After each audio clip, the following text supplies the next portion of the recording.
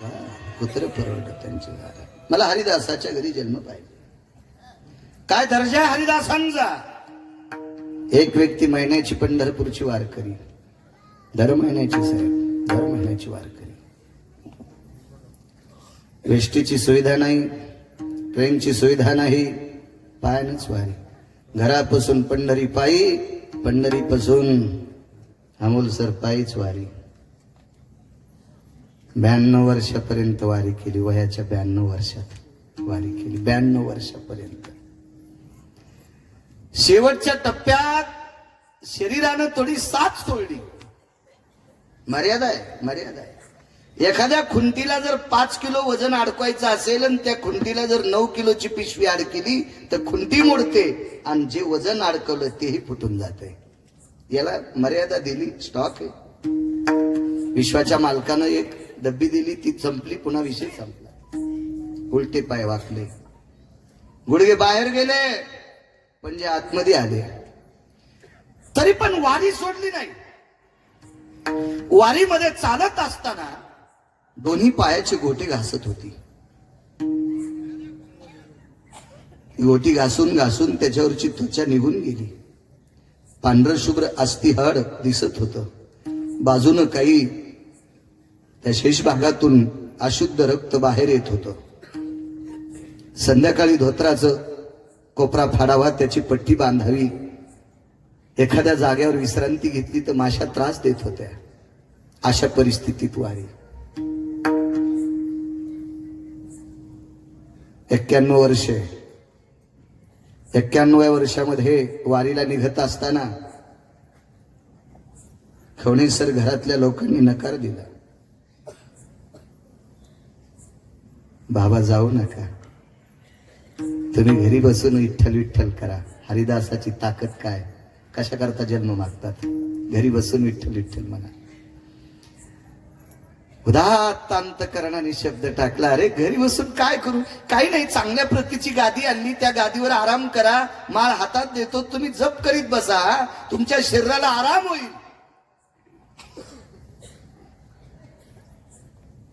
काय चोंबळा वारकरी होते, फक्त सेल्फी काढाय पुरता. घरातल्या लोकांना सांगितलं, डॉक्टर साहेब तुम्ही मला गुलाबाच्या पाकळ्या जरी गादीवर आथरल्या तरी एक ना एक दिवस हे शरीर सडणारे रे, कुजणारे रे. मग तुमच्या घरात कुजण्यापेक्षा पंढरीच्या वाटावर कुजू द्या शरीर. करेल काय करायचं तो मालक माझं, कुजू द्या शरीर पंढरीच्या वाटावर. नाकारलं. 2-3 लाडू घेतले. परिस्थिती साधी होती. लाडू, चपाती, पांढरी पोळी म्हणतो ना आपण तिला, चपाती चांगली भाजलेली. ती चपाती कुस्करली, त्याच्यात एक तुपाचा चमचा टाकला, एवढा एवढा गुळाचा खडा कुस्करला आणि मलिद्याचे 3 लाडू करून दिले. जास्त द्यायचे होते. गव्हाचं पीठच नाही आम्हाला सर घरी, पीठच नाही जास्त. इतकी परिस्थिती नाजूक. निघाले ते लाडू घेऊन. पंढरीच्या मालकाच्या दरबारात पोचले. चंद्रभागेचं स्नान केलं. पुंडलिक रायाचं दर्शन घेतलं. नगर प्रदक्षिणा केली. विटेवरच्या मालकाच्या चरणावर दंडवत घातला आणि मालकाला सांगितलं, येतो माय बापा. लगेच गेले. वापस येऊ लागले. वापस येत असताना एक गावी मुक्काम पडला. त्या गावामध्ये मारुतीरायाचं छोटस मंदिर होतं. काळ 100 वर्षापूर्वीच आहे. काय परिस्थिती असेल त्या काळात, असतील का मोठी मोठी मंदिर. एक लहानसं मंदिर मारुतीरायाचं. कोण मारुतीराय? जगातला 1 नंबरचा वारकरी. मारुतीराय सारखं वारकरी होणे नाही, नाही नाही नाही, कोणी डोकंच लावायचं नाही. एक जण म्हणे, महाराज मी आयुष्यभर कोणाच्या पैशाला हात नाही लावला. नाही लावला. भाकरी तर खाल्ल्याच नव्हत्या. भाकरी तरी खाल्ल्याच नव्हता. काही काही लोकांना टचके मारायचा ना. अरे पैशाला हात नाही लावला, तुला कोणी देतच नव्हतं म्हणून लावला नाही. तू घेऊन पाय ना, तू हे कीर्तन ठेवतोय का कोणी पाय. हे काय होतं माहितीये का, विनाकारण आपली जेवारी पाडायची ठुलीन दुसऱ्याची वळी दाबायला. नालायकाचा मुखिया कुठला. काहीतरी आपलं तिळभर करायचं, निळभर मांडायचं, आपलं मांडीतच राहतो. अरे 150 कोटी लोकांमध्ये कुठं दुकान चलन, तो येडपट काय तू कशाला आगाऊपणा करतो.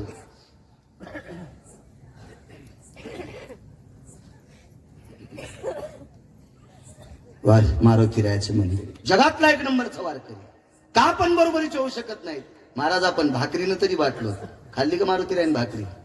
पाला खावनिया वाहिले पर्वत, पाला खावनिया वाहिले पर्वत, बांधियला ते तो सिंधुवरी, बांधियला ते तो सिंधुवरी. पाला खावनिया वाहिले पर्वत, पाला खावनिया वाहिले पर्वत, से तू सिंधुवरी, सिंधुवरी, देवाचं काम केलं तरी पालाच खाल्ला आणि भजन केलं तरी पालाच खाल्ला. केवळ वनीचे रे वनचर, पाले खावीर वानर, चारी मुक्ती त्यांच्या किंकर, सवे सुरवर वंदिती. पाला खाणार लोक. जीवनभर भजन केलं. त्या मारुतीरायाच्या मंदिरात आले, बाजूला वाहत्या पाण्याला हातपाय धुतले, साष्टांग दंडवत घातला, हातात कमरेची चिपळी काढली आणि मारुतीरायाच्या समोर तासभर भजन केलं. फुकट खात नव्हती लोक, भजन केलं. आणि भजन आटपल्याच्या नंतर लहानसं उपरणं, त्या उपरण्याला 2 गाठी मारल्या, त्याची झोळी केली आणि ज्या बाईच्या दारात तुळशी वृंदावने, त्या बाईला आवाज दिला, माय वाडा मधुकरी. भाकरीचा दुष्काळ अमोलसर. सत्कुर तुकडा बाईनं वाढला. 5-4 बायकांकडे गेल्याच्या नंतर एका भाकरीची बरोबरी झाली. डॉक्टर हुसेन साहेब एका भाकरीची गेले.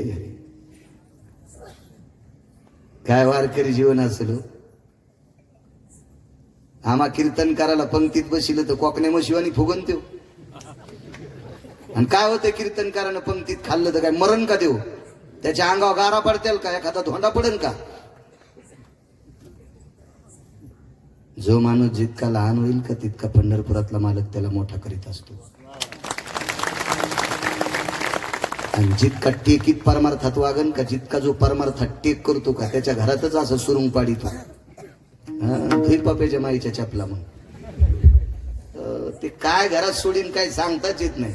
पंढरपुरातल्या मालका इतका गुंड आणि लक्ष्मी इतकी चंचल जगात बाई नाही. विठाला विठाला विठाला.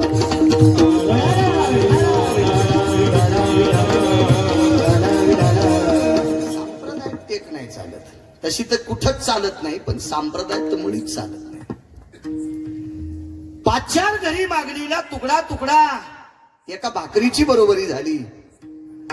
त्या झोळीची गाठ सोडली, मारुतीरायाच्या समोर टेकली, भोपळ्यातलं पाणी घेतलं, पाणी फिरवलं डॉक्टर साहेब आणि मारुतीरायाला सांगितलं, माय बापा करा जेवण, माय बापा करा जेवण. वैकुंठवासी माधव महाराज मगर सांगायचे, उत्तरेश्वर बापू, ह्या वारकऱ्याने मारुतीरायाला जेव्हा म्हणल्यावर पाषाणाची मूर्ती वाकली होती. पाषाणाची मूर्ती वाकली. मधुकरीतला तुकडा घेतला, खाऊन टाकला. आळंदीत मधुकरी खाऊन ज्यांनी निष्ठेनं गाथा वाचिला का, ते पंढरपुरातल्या अंतकरणात. आणि मधुकरी खाऊन जे व्हॉट्सअप खेळले का, ते पपे जमाईची साडी चोळायला. धुत बस पर कर, साड्या जंपर, तिच्या चपला. लय दाड आहे पंढरपुरातला मालक. त्याचे रावणाला आपतील. रावणाची एक चौकट टिकल्यावर 13 खासदार कोणाची मायवेली त्याच्या विरोधात फॉर्म भरायची.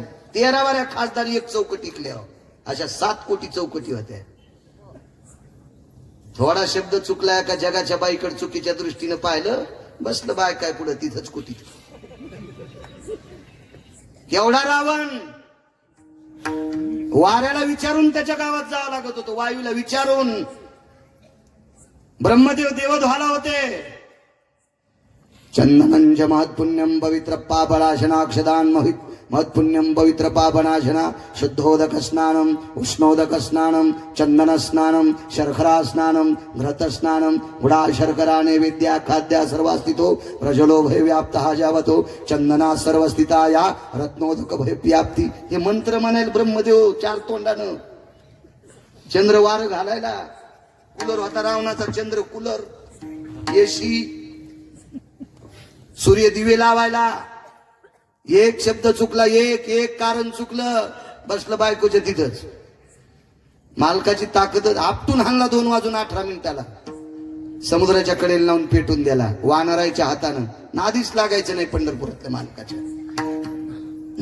तिथं नाही शहाणपणा करायचा. त्याचं कोर्ट म्हणजे फार मोठं कोर्ट आहे.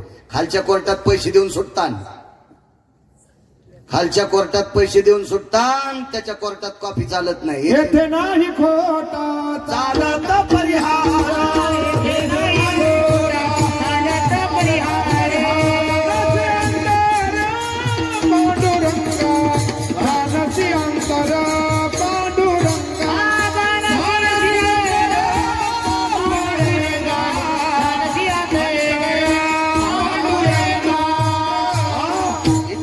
पेपर चालत.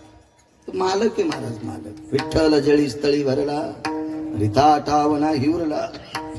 जळी स्थळी काष्टी पाषाणी कणाकणात त्याचं अस्तित्व आहे, म्हणून त्याच्या पुढे चूक चालत नाही. जेव्हा मारुतीराय पाषाणाची मूर्ती वाकली आणि मधुकरीतला प्रसाद ग्रहण केला, तृप्तीचा ढेकर दिला आणि मारुतीराय बोलत होते जेव्हा वारकरी. आणि मग वारकऱ्यांनी मधुकरी बाजूला घेतली. शरीर तापलं होतं, वय खूप झालेलं होतं, वाताचा विकार वाढला, शरीर त्रास देत होतं. त्याच्यातली अर्धी मधुकरी खाल्ली आणि अर्धी खुंटीला अडकून ठेवली. योग असा आला, संध्याकाळी झोपले. रात्रीच्या 1-2 वाजता मारुतीरायाच्या मंदिरातला घंटा वाजला. एवढ्या रात्री कोण येणार आहे? तोंडावरलं पांघरण काढलं, चांदण्याचा प्रकाश होता. मारुतीरायाच्या मंदिरात एक मिनमिनता दिवा होता. त्या दिव्याच्या प्रकाशात, चंद्राच्या प्रकाशात मंदिरात आलेला घंटा वाजवणारा सद्ग्रस्त दिसला. कोण आपण? हरिदासाच्या घरी जन्म का, याच्यावर बोलतोय. वारकऱ्याने विचारलं कोण आपण, कोण कोण कोण? मी प्रवासी आहे. एवढ्या रात्री आलात दादा? होय, चालत होतो, रस्त्यात गाव नाही लागलं, दिव्यांचा प्रकाश दिसला कुठेतरी, म्हणून गाव असेल असं लक्षात आलं. त्यावेळेला ही लाईटची अवस्था नव्हती. कुठंतरी एखाद्याच्या घरी चिमणी असायची, त्या दाराच्या फट्टीतून प्रकाश दिसायचा. हे गाव आहे म्हणून लक्षात यायचं, म्हणून आलंय. बर, पाय धुताल. स्वतःच्या लटकवलेला भोपळा दिला, पाय धुवायला लावली, चूळ भरायला लावली. जवळ अंथरुणापाशी बसवलं, वळकटीपाशी. नागरे सर त्या व्यक्तीला हात जोडले. हो दादा, चालून आलास, खाशील का जरसं, खाशील का? आणि त्या मधुकरीतल्या उरलेला भाग खाऊन टाकला. कसा खाल्ला माहिती आहे अमोल सर? तरी तुम्हाला नसेल माहित, उशे साहेबाला माहित असेल ती परिस्थिती. आपल्या लहानपणी उशे साहेब पालवात भाकरी बांधल्याच्या नंतर त्याचा कुस्कूर सुद्धा खाली पडू देत नव्हते. भाकरीचा कुस्कूर सुद्धा ते खाऊन टाकायचे. इतक्या श्रद्धेनं जीवन जगून आपल्या बाप दाद्यांनी आपल्याला मोठं केलंय. तुमच्या पायाला हात लावून प्रणाम करतो, म्हणून बाप दाद्यांना विसरत जाऊ नका. आपल्या आजोबा पंजोबांना विसरत जाऊ नका. आपल्या माय बापांना विसरत जाऊ नका. त्यांनी फार परिस्थिती काढून आपल्याला मोठं केलंय. कुस्कूर खाल्ला भाकरीचा. लोणचाच्या फोडीचा जर गर खाल्ला तर दादा महाराज त्या लोणचाचं आतलं टरकल फेकून देत नव्हते. पाण्यात बुडू बुडू जुन्या काळातली माणसं चोखून खात होती. त्या परिस्थितीत संसार करून आपल्यासाठी इती 2-2 इती जमिनी कमवून ठेवल्या. हे जीनच्या पॅन्टीवाल्याला थोडासा आकलीचा कांदा असावा. काय परिस्थिती केली असेल, काय परिस्थिती लक्षात ठेवा. एक वाक्य उलट बोलू का? उसे साहेब, त्या काळातल्या लोकांनी ह्या जमिनी विकून जर बायका गोव्याला नेल्या असत्या तर मायबापाला न मानणारी हरामखोर औलाद मुंबईला गटार उपसायला गेली असती. नाही आयुष केली त्यांनी, नाही मजा मारली त्यांनी, आपल्या लेकरासाठी जीव वाढवला. कुरवंडी करतो बाप. बाप करी जोडीले कुराचे ओढी, आपुली कुरवंडी वाळवोनी, आपुली कुरवंडी वाळवोनी, आपुली कुरवंडी वाळवोनी. बाप करी जोडीले कुराचे ओढी, आपुली कुरवंडी वाळवोनी, आपुली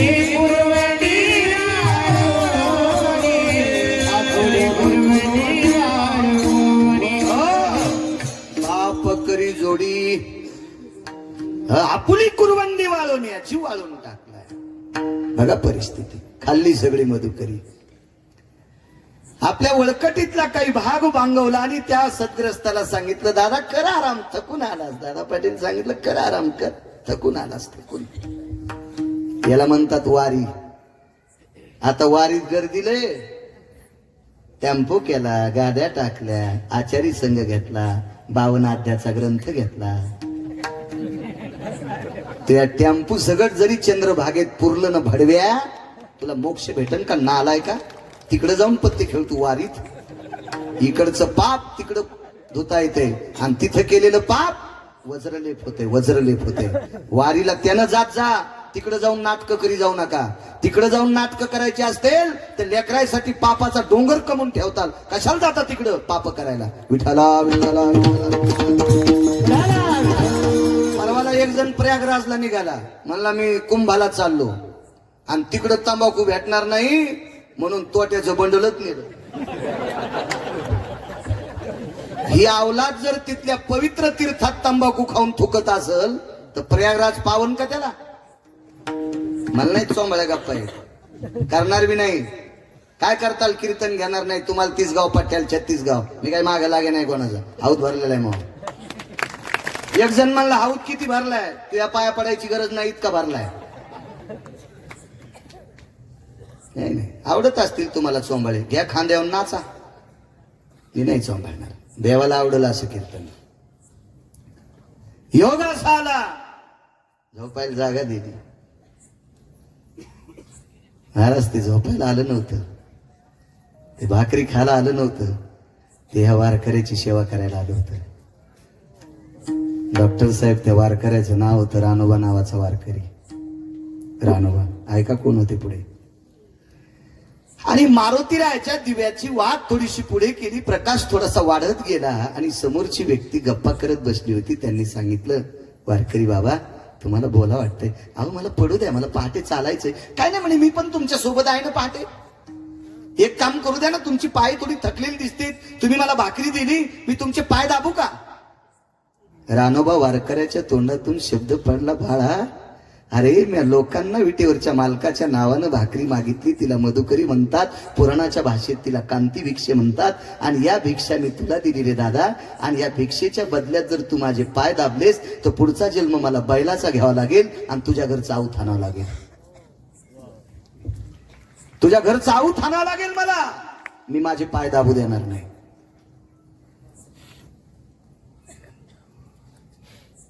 सेवा करून घेत असताना मर्यादा ठेवली पाहिजे. या शरीराला आपल्यापेक्षा कर्तव्यनिष्ठ माणसाच्या हाताने जर सेवा करून घेतली असेल तर पाप लागते, पाप लागते, पाप लागते. एक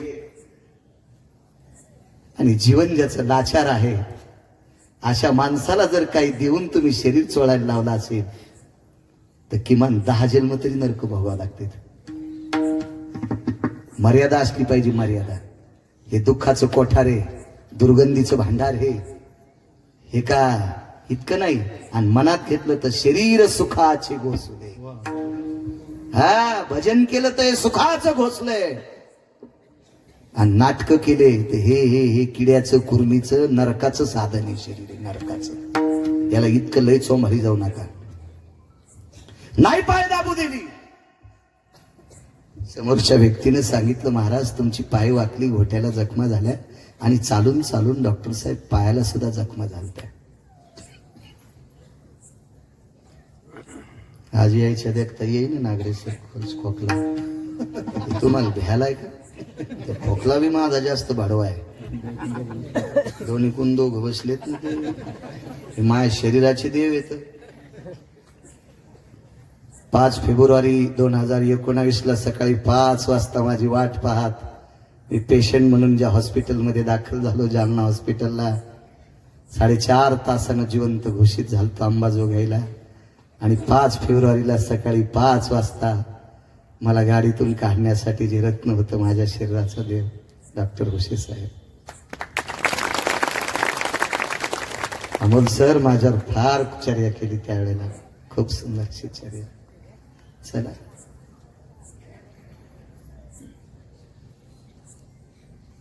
योगासाला पायाच्या जखमा पाहिल्या. भगवान महाराज पाय खडे रुतले होते, काका बुवा सासते बुवा खडे रुतले होते. त्या प्रवाशानं ते पायाला हात लावता लावता हात झटकीला. नाही लावायचा, हात नाही लावायचा.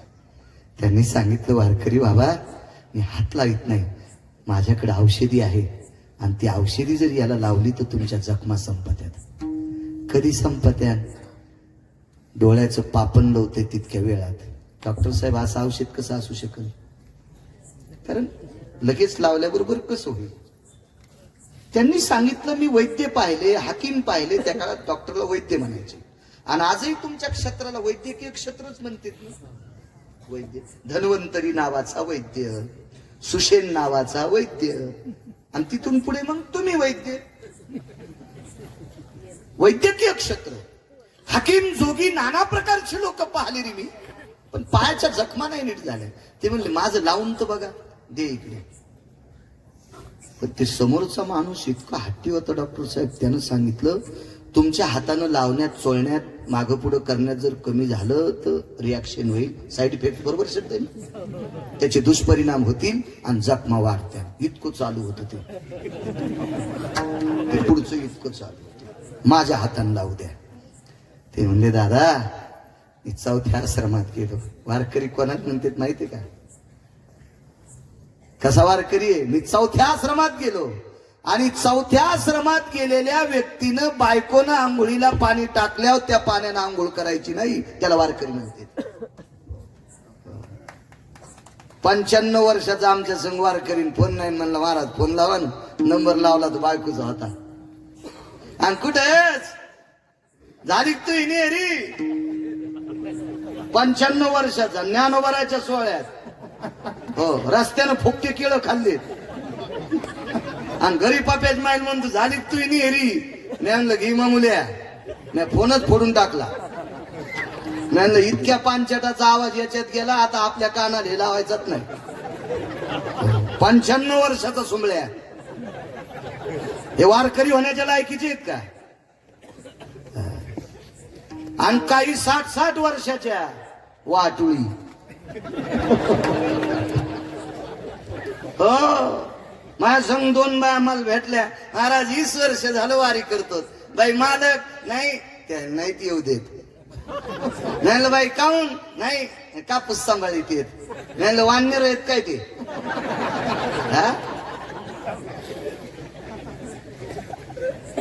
का नोकर आहेत तुमचे? ते बाई म्हणली मा काय महाराज आहे? म्हणलं असाच येऊ. म्हणलं बाई 20 वर्षापासून येतील पप्याच्या बापाला. नाही मी त्याला नाही येऊ देत. नग मीच येते. मी म्हणलं चंडाळणी, ते जर वारीला आला तर तुला घरी बसल्या बसल्या अर्ध भेटत आहे. त्याला ठुलं पाखरं हाणायला, वाननीर हाणायला आणि ही चालली दिंडीत शेंगदाण्याच्या पुड्या सावडायला.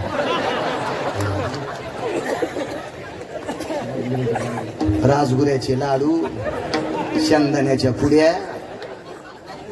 मामा कुठे रे? बंपिशी भरली. आता राजगुऱ्याच्या लाडूला सर्दी सहन होत नाही, पावसाने ते झाले ओले. आणि ते गेले शेंगदाण्याच्या जवळ. शेंगदाणे फुगले आणि थैलीतून झाडं उगले. थैलीतून भैमुगाचे झाडं उगले. हो, आणि म्हण मी वारीला आले. सरग बाजूला. या स्पर्शानं 10-5 मरतील. नाटक नाही करायची. माझी मालकाचा पुरुषार्थ मातीत घालून जी बाई परमार्थ करते ती लाव असते. आणि मालकाचं वैभव जोपासून जी परमार्थ करते ती देवी असते. आवडेल ना आवडेल, तुम्हाला पांचाटाचं आवडेल त्याच ऐका. पण जी बाई मालकाचं दर्शन घेते तिचं दर्शन पंढरपुरातला मालक घेतोय. तिची देवावरी सटणार. परवाल ते अजय मला म्हणत होता, आज नाही कर बापू, हे ऋषा नाही करे आज. ते मला म्हणे एका बाईन कमेंट टाकली होती तुम्हाला मोबाईलवर, तुम्ही नवऱ्याच्या पाया पडायला सांगता, नवरा बिन आखली त्याच्या कशा पाया पडू. नवरा बिन आखली त्याच्या पायापासून पडू. ते बुट हरपून येतून त्याच्या पाया कसं पडू. ती तिच्या नवऱ्याचं सांगत होती. मग बाळू महाराजाला म्हण बायकाल म्हण जाऊ नका पाया पडत जा. माझी माय, माझ्या बहिणींनो, खूप छोटी असेल तर माझ्या लेकींनो, शक्यतो सगळ्या माझ्या माईंनो, तुमच्या चपलाला हात लावून स्पर्श करून प्रणाम करतो. नालायक नवरा असला तरी पाया पडत जा. कारण ऐका, विषयांतर होत जातो. एसटी जाती माझी बाजूला आणि बस स्टँडला आणतो. पुन्हा येतो मी रामबाग येतो. मुक्काम सोडित नाही, ताण घेऊ नका. का पाया पडायचे? नवरा किती जरी नालायक असला ना माझ्या माईंनो, आणि त्याच्या नालायकपणाला पाहून जर पत्नीनं नालायकपणा केला तर तुमच्या पोटी जन्माला आलेली वासर त्यांचा वनवास होईल. व माझ्या माईंनो, त्यांचा वनवास होईल. काय त्यांचा दोष हो, काय त्यांचं पाप आहे तुमच्या पोटी जन्माला येणं. बापानं नालायकपणा केला आणि त्याच्या नालायकपणाला कंटाळून साहेब आईनं जर नालायकपणा केला तर त्या पोरीनं कुठं जायचंय? त्या चिमुकल्या पोरानं कुठं जायचंय? त्यानं कोणाचा हात धरायचा, कोणाच्या सावलीत थांबायचंय? म्हणून माझ्या माईंनो, तुम्हाला मी आग्रहानं बोलतोय, नालायक नवऱ्याचं सुद्धा दर्शन घेत जा, तो शमन कर जा, आणि आपल्या लेकराला पंखाखाली सांभाळी जा. माईचा आश्रय मिळेल. तुम्ही दोघांनी चुका केल्याच्या नंतर ह्या लेकरांचं रान होईल. हो माझ्या माईंनो, रान होईल. देशाची विरेत ती, या महाराष्ट्राची विरेत, या पवित्र भारताची विरेत ते. आणि आई संगोपन करू शकते, आई लालन पालन करू शकते. वाहू द्या त्यानं वाईट, वागू द्या, हा तुमच्या प्रारब्धाचा दोष आहे. पण तुम्ही सगळं सहन करून आपल्या लेकरांचा जर सांभाळ केला तर ती लेकरं या देशातले हिरे म्हणून चमकतील, हिरे म्हणून चमकतील. माझ्या माईंनो, नवऱ्याच्या वाईटपणाला कंटाळून तुम्ही जर वाईट वागलात तर या पवित्र चिमुकल्या बालकांचा नाश होईल. माझ्या माईंनो, वरी गेल्याच्या नंतर यमाला बोलायला तुम्हाला तोंड राहणार नाही, तोंड राहणार नाही. आणि मी तुम्हाला याच्याकरता बॉम्ब टाकतोय, हे मुंगळे ऐकत नाहीत. रांगेत चालतात त्या मुंग्या असतात, आणि थुत्र कोणीकडे घेऊन पळतात ते मुंगळे असतात. म्हणून मी ह्या मुंगळ्यांना सांगत नाही, मी मुंग्यांना सांगतो, सहन करण्याची शक्ती माझ्या माईंना तुमच्यात आहे. म्हणून तुम्ही सहन करी जा आणि आपल्या लेकरांसाठी त्याच्या पाया पुढे जा. याच्याकरता म्हणतोय माझ्या माईंनो, मला माफ करा. दुसरी एक गोष्ट सांगतो, माझा हक्क काय साहेब, या देशातल्या वारकरी संप्रदायानं या देशातली सर्वात मोठी श्रीमंती कोण असेल तर माझ्या देशातली श्रीमंती या देशाची स्त्री आहे. साहेब, आज मी तुमचं वर्णन करावा, अमोल सरांचं वर्णन करावा, याच्यापेक्षा तुम्हाला ज्या मातेनं जन्म दिलाय त्या मातेचं कुस किती पवित्र असेल हो. राजो, तुमची सुर इतकी गंधर्वासारखी आहेत. आज तुम्ही गात असताना लोकांची अंतकरण तुमच्याकडे अशी चिंब भिजून पाहतात. तुमच्या आईनं तुम्हाला 9 महिने पोटात सांभाळलं, त्या माऊलींचं हृदय किती भारदस्त असेल हो. किती धन्य त्याची माया प्रसन्न